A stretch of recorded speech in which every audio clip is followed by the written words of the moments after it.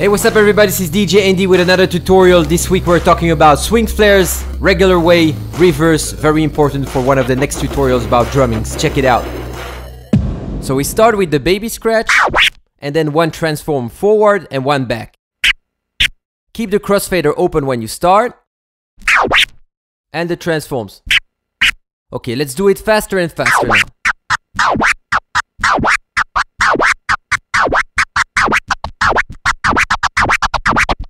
And now in full speed. You can also do it in reverse. Now let me show you on the beat right now.